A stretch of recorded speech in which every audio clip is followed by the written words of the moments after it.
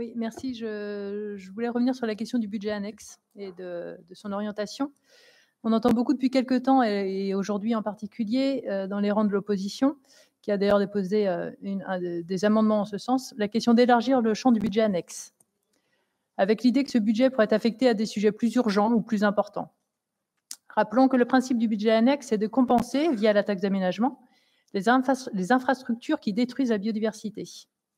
Vu l'adoption au Sénat mardi de la proposition de loi Trace, avec l'abrogation de l'objectif de réduction de 50% de l'artificialisation des sols et la multiplication des exemptions, l'effondrement de la biodiversité sur nos territoires n'est pas prêt de s'enrayer. Alors oui, on peut s'entendre sur le fait que dans le budget principal, il peut y avoir des sujets en faveur de la biodiversité, mais en l'occurrence, certaines propositions des amendements touchent la transition écologique et énergétique. Bien entendu, nous ne pouvons qu'être en faveur d'actions fortes pour la nécessaire transformation écologique de nos territoires, mais nous parlons ici de protection de la biodiversité. La nuance n'est peut-être pas claire pour tout le monde. Alors je pense qu'il est temps de rappeler quelques principes.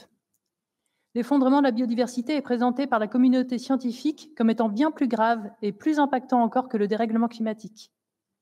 Selon l'OFB, à qui on apporte encore une fois notre soutien tant cet organisme est primordial et attaqué par de nombreux élus de droite, depuis 200 ans, les extinctions d'espèces sont 10 à 1000 fois plus rapides que le rythme naturel. À ce rythme, la planète va perdre 75% de ses espèces en 500 ans.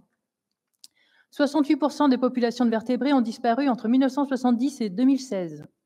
40% des insectes sont en déclin au niveau mondial. Depuis 30 ans, la masse des insectes diminue sur Terre de 2,5% chaque année.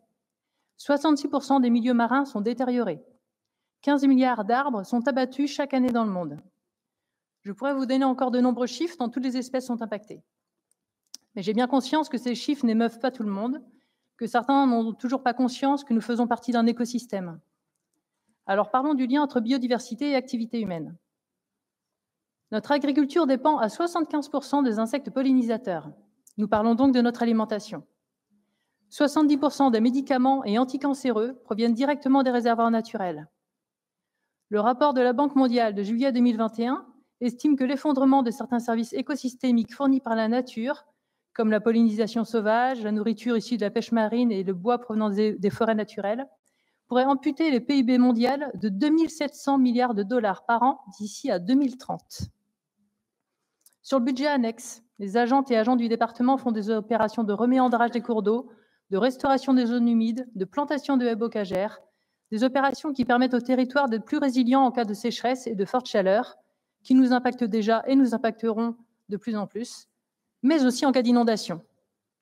Nous n'avons pas encore fini de remettre en état nos infrastructures abîmées par les dernières en date. Et les réparations coûtent bien plus cher que l'anticipation. Nous savons aussi maintenant le lien étroit entre notre santé mentale et la nature. Pour renforcer son immunité, pour améliorer son attention, aller dans la nature réduit les risques cardiovasculaires. Les bénéfices sont nombreux. Il y a une vraie urgence à protéger notre biodiversité. On ne peut ni attendre, ni baisser les moyens attribués. Et si vous n'avez pas encore compris les enjeux de la préservation de la biodiversité, je vous invite à participer aux animations nature du programme du département, financé par le budget annexe. Merci.